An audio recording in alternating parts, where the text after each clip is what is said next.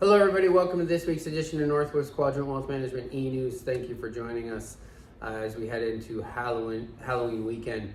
We're starting to probably sound like a little bit of a broken record, and we apologize for that. But there's sort of the only things that we are focused on are this recurring theme right now with inflation and all the causes that are creating inflation, and then how it applies to our accounts, namely your money. And so we thought we'd talk a little bit more about that. So clearly it feels like the idea that this inflation is transitory, everybody's over that.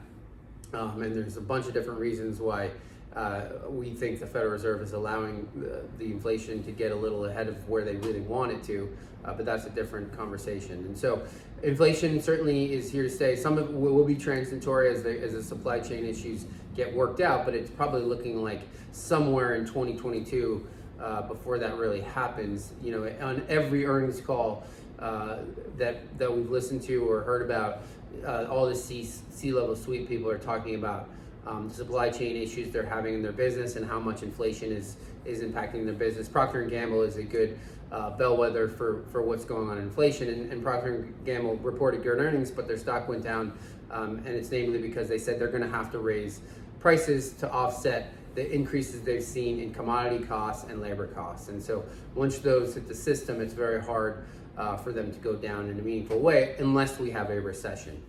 And so everybody's looking to see what the Federal Reserve is going to do next month, in the month of November. Are they going to start to taper, meaning start to buy less bonds every month in the bond market by about 15 billion? I think that's in the cards for the market. And then at some point, if inflation stays here, the only tool the Fed has to deal with it is to raise interest rates, which won't be good for stocks and it won't be good for risk assets in general.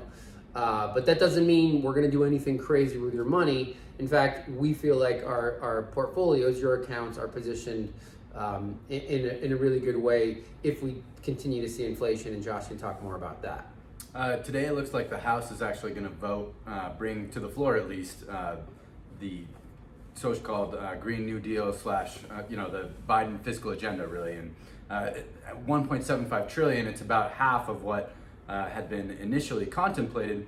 And in terms of fiscal responsibility, I think the market looks at that as a net positive for the dollar, which in turn means over time relative outperformance for small caps. You know, as a stronger dollar is not so good for multinationals selling dollar-denominated goods on international markets. And you've sort of seen that play out down the cap spectrum. So you've seen outperformance in mid and small caps and small cap value.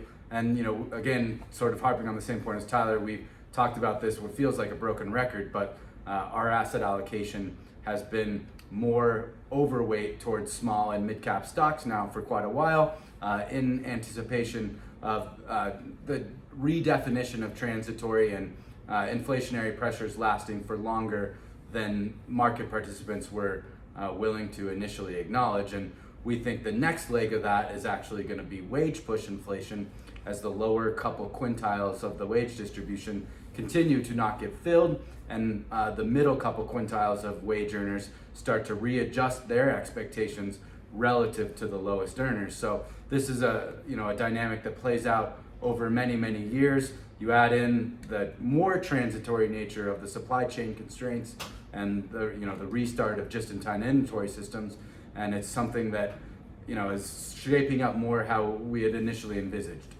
So, I mean, you go back to the last time we saw meaningful inflation in this country in the 70s, and the S&P 500 in 1970 was at 1,000. It started the year at 1,000, and it was still at 1,000 in 1982. So the S&P essentially did nothing for a decade, but if you own small and mid-cap stocks, they actually did really well during that period on a relative basis. They were positive during that period when the S&P actually lost money, and quite a bit of money if you factor in the inflation that was in the 70s. So we don't think we're going back to 70s style inflation because there are other deflationary forces, globalization and technology, but we do feel like higher inflation than we've had in a long time. Josh's generation, my generation, really weren't around, certainly as adults, when we have had this much inflation. So it's going to be an adjustment, but we believe our portfolios, the portfolios and our asset allocations that we built for you, our clients, are set up to withstand the inflationary forces